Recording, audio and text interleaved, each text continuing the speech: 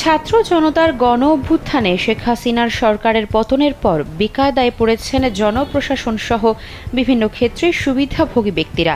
প্রতিকূল পরিস্থিতিতে একে একে পদত্যাগ করছেন গুরুত্বপূর্ণ বিভিন্ন দপ্তর ও প্রতিষ্ঠানের শীর্ষকর্তারা। শূন্য হওয়া এসব পদে দায়িত্ব পাচ্ছেন গত ১.৫ দশক ধরে নানাভাবে বঞ্চিতরা।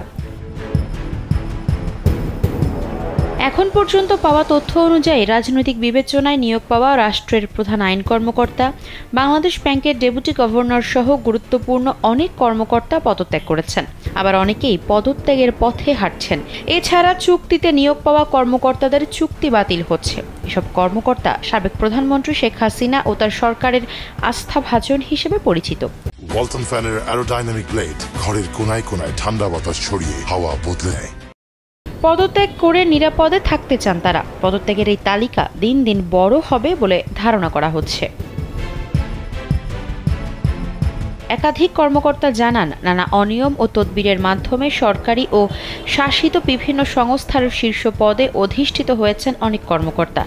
জ্যেষ্ঠতা কিংবা অভিজ্ঞতা গুরুত্ব না দিয়ে দলীয় বিবেচনায় রাষ্ট্রের সব পদে আওয়ামী লীগের অনুগতদের বসানো হয়েছিল।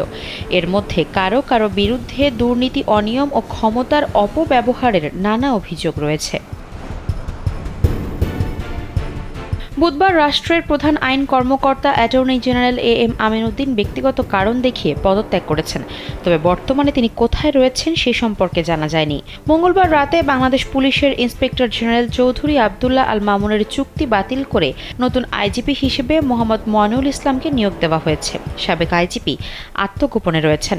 পরিবর্তন এসেছে ঢাকা মেট্রোপলিটন পুলিশ কমিশনার পদেও। নতুন ডিএমপি কমিশনার হয়েছেন পুলিশের অপরাধ তদন্ত বিভাগের উপপুলিশ মহাপরিদর্শক মোহাম্মদ মাইনুল হাসান। একই প্রজ্ঞাপনে পুলিশ অধিদপ্তরের বদলির আদেশপ্রাপ্ত অতিরিক্ত পুলিশ মহাপরিদর্শক AKM শহীদুর রহমানকে র্যাপিড অ্যাকশন ব্যাটালিয়ন র্যাবের মহাপরিচালক হিসেবে নিয়োগ দেওয়া হয়েছে।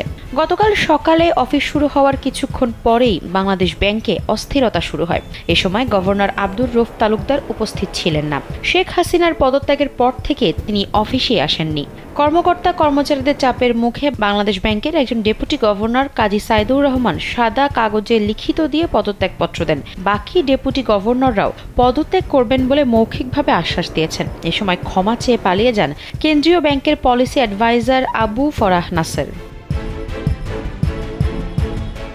আফসারা নাজ, কালবেলা।